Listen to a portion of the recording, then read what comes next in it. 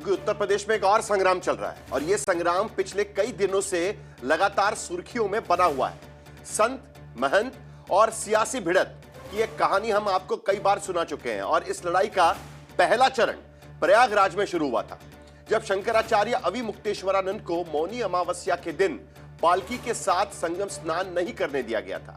अब इस लड़ाई का दूसरा चरण वाराणसी में शुरू हो चुका है। स्वामी अविमुक्तेश्वरानंद ने अब सीधा हमला उत्तर प्रदेश सरकार पर किया है और खास करके मुख्यमंत्री योगी आदित्यनाथ पर। शंकराचार्य का कहना है कि उत्तर प्रदेश में भैंस के मांस के नाम पर गोमांस का व्यापार किया जा रहा है और यूपी की सरकार इसे रोक नहीं रही है।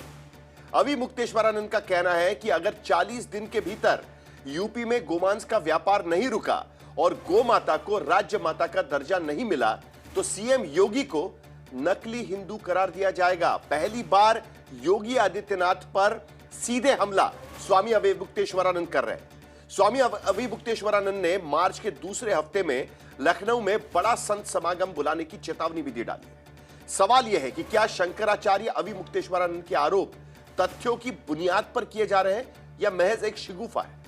अगर यूपी में गोहत्या और गोमांस व्यापार का मुद्दा उठता है तो बीजेपी की सरकार का रुख क्या होगा? ऐसे तमाम और कई सियासी सवाल भी है और हम सब उन पर चर्चा भी करेंगे, लेकिन पहले यह रिपोर्ट देखते हैं।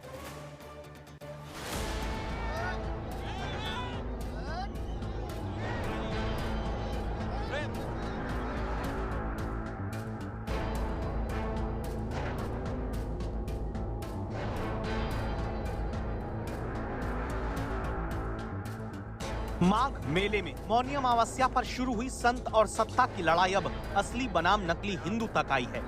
माघ के मेले में प्रयागराज के अफसरों ने शंकराचार्य से परिचय साफ करने को कहा था।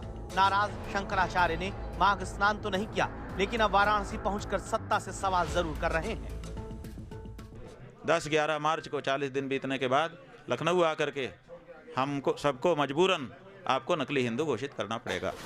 लड़ाई संगम पर स्नान को लेकर शुरू हुई। शंकराचार्य की पालकी रोकी गई, साधु संतों बटुकों की पिटाई हुई। इसे संत ने सम्मान पर आघात माना, अनशन पर बैठे। सत्ता के हनक ने शंकराचार्य से पहचान पूछी तो सीएम योगी के एक बयान पर सियासत में घमासान मचा। अब विवाद में धर्म और सियासत का घालमेल हो चुका है। शंकराचार्य वही सवाल उठाते हैं, वही आरोप लगा रहे हैं जो सवाल और आरोप उत्तर प्रदेश के विपक्षी दल लगाते हैं।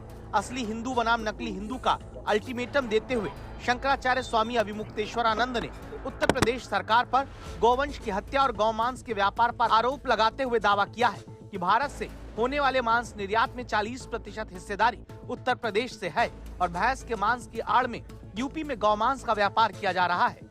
शंकराचार्य ने गौमांस व्यापार तुरंत बंद करने और गौ माता को राज्य माता का दर्जा देने की मांग रखी है। तुम्हारे राज्य में सर्वाधिक गौमांस का निर्यात हो रहा है और गौ माता को माता भी नहीं पशु कह करके पुकारा जा रहा है, तो हमने उनको 40 दिन का समय दिया है कि 40 दिन के भीतर में गौ माता को राज्य माता घोषित करिए और गौ मांस का जो निर्यात आपके यहाँ बड़े पैमाने पर हो रहा है उस पर रोक लगाइए।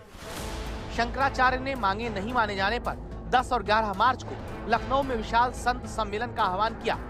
10-11 मार्च को 40 दिन बीतने के बाद लखनऊ आकर के हमको सबको मजबूरन आपको नकली हिंदू घोषित करना पड़ेगा। उनको समय दे दिया गया 40 दिन का। 40 दिन में उनको जो कुछ कहा गया है वो करें, करके दिखाएं कि वो हिंदू हैं।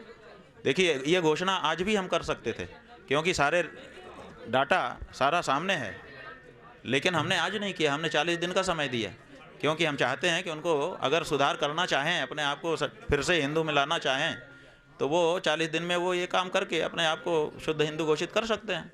इसलिए 40 दिन का समय दिया गया है और अगर नहीं कर पाते हैं तो भाई हमारी मजबूरी है। अब तक अफसर, पुलिस और सत्ता प्रतिष्ठानों के नाम पर चल रही लड़ाई अब सीधे सत्ता शीर्ष तक आरोपों, चुनौतियों और अल्टीमेटम का शक्ल ले चुकी है। सवाल है कि अगर शंकराचार्य के आरोपों में सच्चाई है तो हुकूमत के लिए उसका सामना करना आसान नहीं होगा और अगर स्वामी अविमुक्तेश्वरानंद के आरोप बेबुनियाद हैं तो सरकार को उसके तथ्य सामने रखने होंगे।